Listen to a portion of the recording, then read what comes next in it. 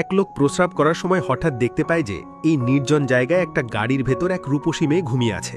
মেয়েটির সুন্দর চেহারা দেখে লোকটির খারাপ মতলব জাগে এবং সে সোজা গাড়ির দরজা খোলার চেষ্টা করে, কিন্তু গাড়ির দরজা ভেতর থেকে বন্ধ ছিল। ঠিক তখনই মেয়েটি জেগে ওঠে।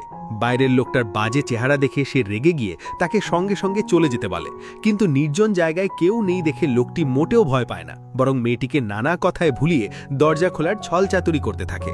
মেয়েটি চালাক হওয়ায় তার মিষ্টি কথায় একটুও বিশ্বাস করে না। মেয়েটি কিছুতেই দরজা খুলছে না দেখে লোকটি তার আসল হিংস্র রূপ বের করে ফেলে।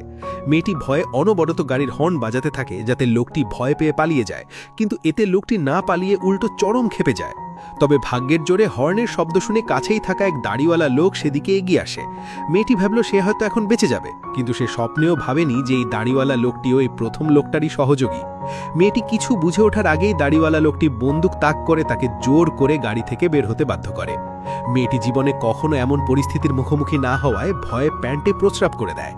মেয়েটি যখন ভাবছিল সে আর বাঁচতে পারবে না, ঠিক তখনই হর্নের আওয়াজ শুনে তার বাবা মা বিপদের গন্ধ পায়।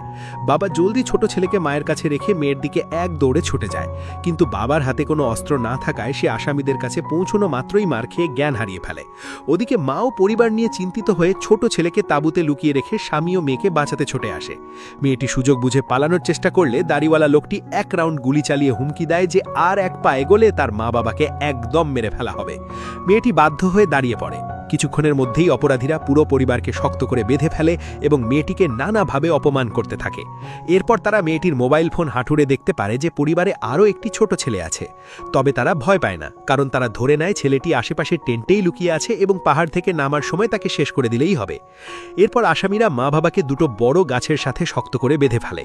হঠাৎ দাড়িওয়ালা লোকটি বাবার মাথার উপর একটা টিনের কৌটো রেখে দেয় এবং কয়েকশো মিটার দূরে গিয়ে বন্দুক তাক করে নিশানাবাজি খেলা শুরু করে, কিন্তু গুলি করার আগেই বাবার মাথা থেকে কৌটোটি নিচে পড়ে যায়। এতে রেগে গিয়ে দাড়িওয়ালা লোকটি এসে বাবাকে কয়েকটা লাথি মারে এবং কৌটোটি আবার মাথার উপর বসিয়ে দেয়, কিন্তু সে আবার নিশান তাক করতেই কৌটোটি আবারও পড়ে যায়। এতে সে চরম ক্ষেপে গিয়ে সোজা বাবার মাথায় এক গুলি চালিয়ে মেরে ফেলে।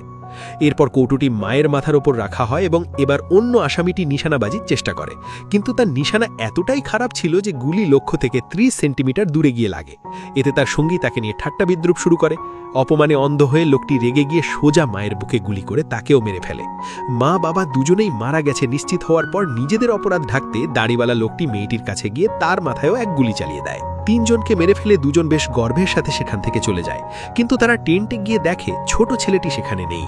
আসলে ছোট ছেলেটি ইতিমধ্যেই ভয় পেয়ে জঙ্গলের অনেক গভীরে চলে গিয়েছিল।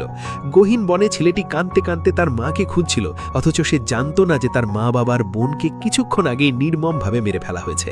ওদিকে দুজন খুনি তাকে হুন্নে হয়ে সারা জঙ্গলে খুঁজতে থাকে। ছেলেটি হাঁটতে হাঁটতে ক্লান্ত হয়ে পড়ার পর হঠাৎ দেখে সামনে এক পর্যটক বা বেড়াতে আসা মেয়ে দাঁড়িয়ে আছে। লিসা নামের এই মেয়েটি টের পায়নি যে তার পেছনে একটা ছোট ছেলে দাঁড়িয়ে আছে। আসলে লিসা তার বন্ধু জ্যাকের সাথে এখানে ঘুরতে এসেছিল, কিন্তু মাঝপথে তাদের গাড়ির চাকা ফুটো হয়ে যায়। লিসা বাথরুম করার জন্য একটু পেছনের দিকে গেলে মাটিতে জ্ঞান হারিয়ে পড়ে থাকা ছেলেটিকে দেখতে পায়। সে জলদি জ্যাককে ডেকে আনে।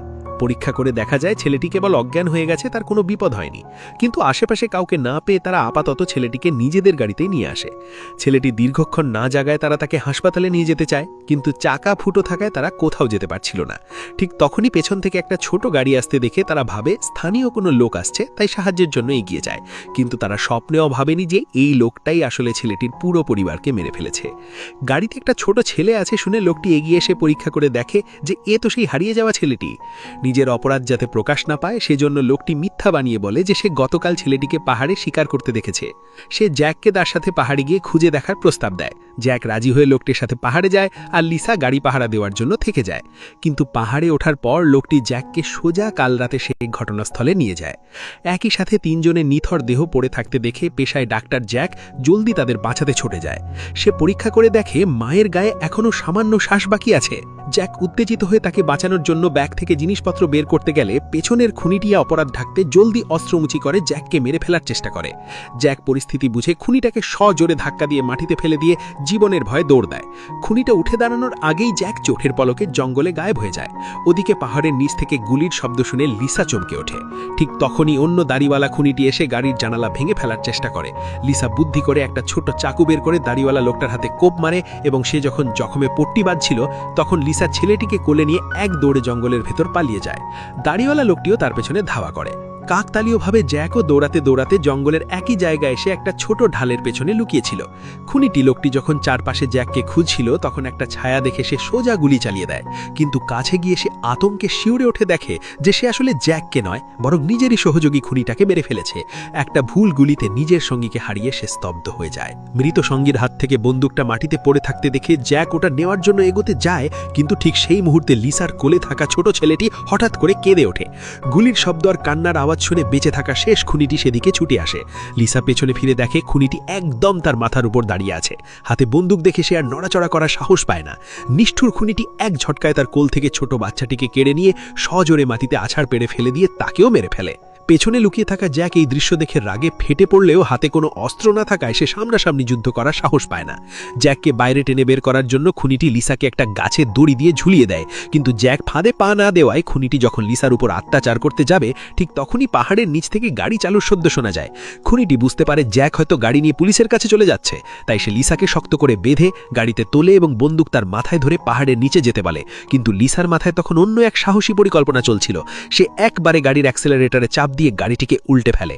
এমনিতেই জখম হওয়া খুনিটি গাড়ির নিচে চাপা পড়ে নড়াচড়া করার শক্তি হারিয়ে ফেলে। লিসা এই সুযোগে গাড়ির দরজা গিয়ে তার মাথা চেপে ধরে অর্ধবৃত করে ফেলে আর সবশেষে গাড়ির সামনের জ্যাকার তুলে আঘাত করে খুনিটার মাথা একদম ছাতু বানিয়ে দেয়। আর এভাবেই এক রক্তক্ষয়ী লড়াই আর অপরাধীদের করুণ পরিণতির মাধ্যমেই গল্পটি শেষ হয়ে গেল। এরকম আরও ভিডিও পেতে ভিডিওটিতে লাইক করে সুন্দর একটি কমেন্ট করে জানান।